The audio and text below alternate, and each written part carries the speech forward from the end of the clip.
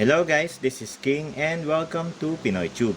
So for this video, i-unbox natin at i-showcase itong Tilex XM39 wired speaker. So stay tuned guys! Yan. So welcome back guys. So ngayon, sisimulan na natin yung unboxing. So sa box ng Tilex, konti lang naman yung makikita natin, yung mga specification niya. So yung XM39, meron siyang tatlong kulay na available. Yung black, gray, and white. So yung nabili ko is yung black dahil nakasale siya sa Lazada at sa Shopee nung 5.5. So USB slot daw, strong base, AUX, tapos may LED light. Yan. So simulan na natin yung pagtanggal sa box.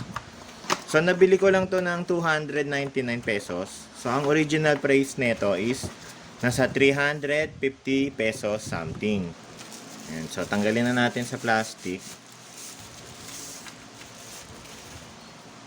Yan. So bibigyan ko lang kayo ng konting information dito sa Tilex. Kasi ang sabi sa box ng Tilex XM39, wireless speaker siya. So hindi siya wireless. Ang totoong specs nito ay wired speaker lang siya. Pwede mong gamitin sa cellphone and pwede mo din gamitin sa PC or sa computer ninyo. Kasi meron siyang dalawang klase ng kabitan. And yung Tilex XM39, pwede din siyang gawing microphone kasi meron siyang kabitan para sa microphone. And kung sa haba naman ng kable guys, wala tayong masasabi sa kable kasi sobrang haba ng kable niya. And karaniwan naman nilalagay ito malapit sa computer. So yung cable ng XM39 ay may tatlong connection. USB para sa power connection niya. So mapapower mo siya gamit yung USB. And hindi rin siya rechargeable or something na may battery sa loob. So, hindi siya gagana kung hindi nyo ikakabit itong USB na to sa power bank or sa likod ng computer nyo. Meron siyang dalawang 3.5mm or na plug. Kasi yung isa para sa microphone at yung isa naman ay para sa speaker. So, bali nagkamali ako guys. So, yung black pala yung para sa sound. Tapos yung red naman ay para sa ating microphone. So, pwede siyang gamiting microphone.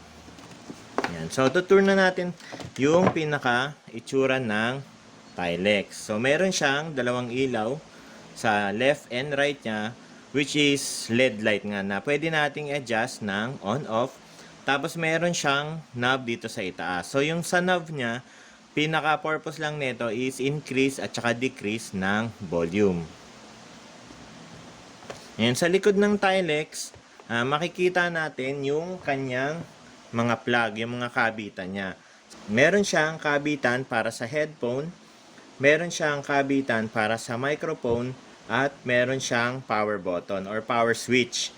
So, merong on, off, at saka LED. So, pag naka right side siya, naka off, tapos pag pinindot natin sa gitna, on siya, pero hindi gagana yung LED light sa magkabilaan sa harap. Tapos pag yung pinakasagad sa left side, makikita na natin na iilaw na yung sa harapan niya. So ang maganda dito, kung gusto mo kabitan ng headphone tong Tilex XM39, ayaw mo makaistorbo sa iba, gusto mo mag-headset, pwede mo rin siyang kabitan. Hindi ka na pupunta dun sa likod ng computer mo para kabitan siya kasi pwede mo na siya mismo kabitan dito sa likod. Ayun ang sabi nga, may microphone siya. So tetestingan natin siya.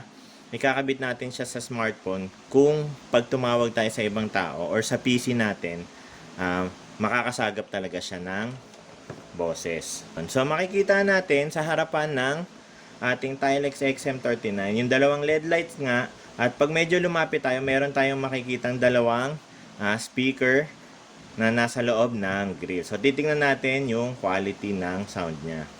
And pag tinignan naman natin yung sa top side, makikita natin yung volume control at saka yung microphone pinhole niya. So, mukhang makakasagap nga siya ng boses pagtatawag tayo. Ngayon, tetestingan natin siya, ikakabit natin siya sa power bank para malaman natin kung gagana siya, tapos ikakabit natin siya sa smartphone ko.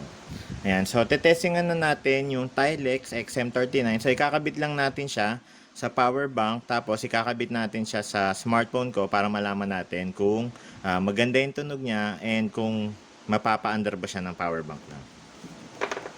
Yan. So, ikakabit natin siya sa power bank.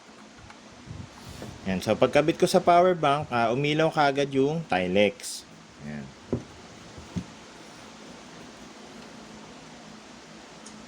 Tapos, testingan natin siya. Ikakabit natin siya sa smartphone ko. Masyado mataas yung brightness. Ayan. Ngayon, para magamit natin siya ng speaker at microphone, kailangan natin ng plug para ma-extend siya. So, kailangan nyo ng ganitong plug kung gusto nyo, microphone and earphone. So, kung ayaw nyo naman, kung speaker lang gusto nyo, pwede nyo na ikabit rekta sa 3.5mm head jack ng smartphone nyo, yung Tilex. So, dahil gagamitin nga natin siya, ipangtatawag natin. So, ikakabit natin yung extension na kable ko. Yan. So, magiging microphone at speaker siya. So, titignan ko lang. So, ito yung para sa microphone. Tapos, yung isang kable para sa mic. Yan. Yan. So, sobrang dami na ng kable ko. Yan. So, titestingan natin sa music muna.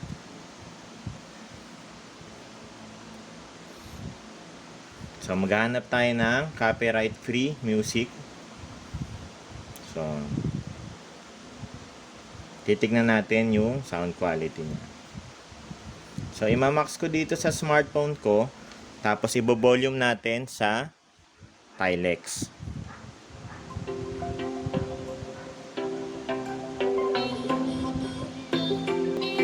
So, mga nasa kalahati pa lang yan, guys.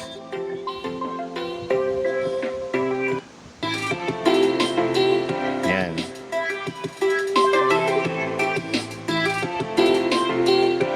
Ngayon, medyo lalakasan natin, titignan natin kung hanggang saan yung kaya niyang malakas na sound. Yan.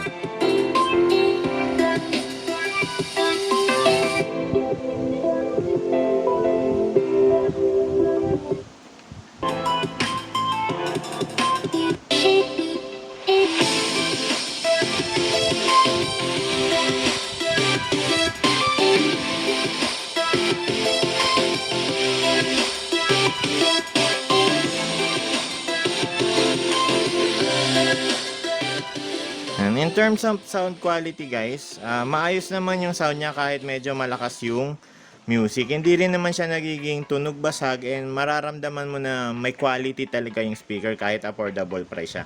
Syempre, titignan din natin kung magkano natin siya binili, tsaka yun dun sa performance niya. Pero para sa presyo niyang 350, tapos rekta, makakabit sa smartphone or sa PC, para sa akin swabe, napasado na sa akin yung sound ng Tilex XM39.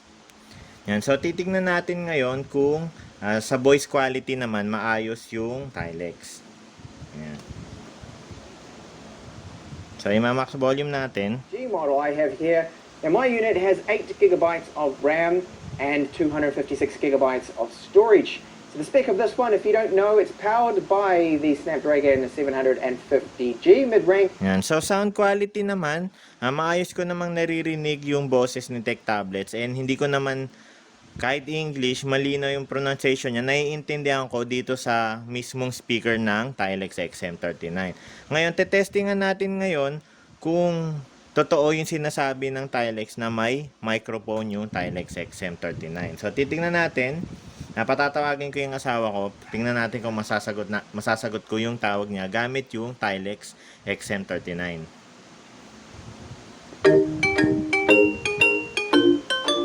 So, i-receive natin yung call, guys, kung maririnig ba niya yung boses natin. Lalakasan ko na. Hello? Hello? Sound? Hello? Yan. So, naririnig ko yung boses ng asawa ko galing mismo sa Tilex speaker. So, pwede natin gamitin to kung may family tayo, babatiin natin magulang natin, Happy Mother's Day, o gusto natin maraming kausap, naririnig ng lahat ng nasa bahay yung usapan. So, Mami, salita ka. Naririnig naman kita na maayos.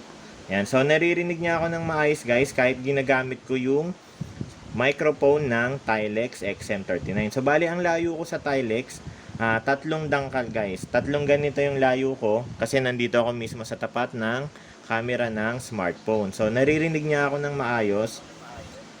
At, mami, hindi ba choppy yung hindi garagal yung boses ko? Hindi. Maganda yung voice quality, hindi putol-putol. Yan. So, Malinaw. confirm natin guys na okay naman yung speaker ng Tilex XM39. So, for the price of 350, maayos yung sound quality niya. And pwede rin kayong makareceive ng call sa kanya kung nasa PC kayo, FB Messenger. Pwede nyo na gamitin mismo yung microphone ng Tilex XM39. So, plus factor na yon. And, hindi siya wireless guys. And, kailangan niya ng USB power connection para umandar. And, approve sa akin yung Tilex XM39. Good quality, gumagana yung microphone, maayos naman, maganda yung build quality. Yan. So, kung maging interesado man kayo dito sa Tilex XM39, meron akong link dyan sa description box, affiliate link yan. So, para pag bumili kayo, may makikita, may makukuha kaming konting komisyon. Yan. So, if you like this video guys, don't forget to like it. Kung hindi nyo naman type, dislike it. And for more Pinoy Tube videos, don't forget to subscribe. This is King of Pinoy Tube, signing out. Thanks for watching. Bye!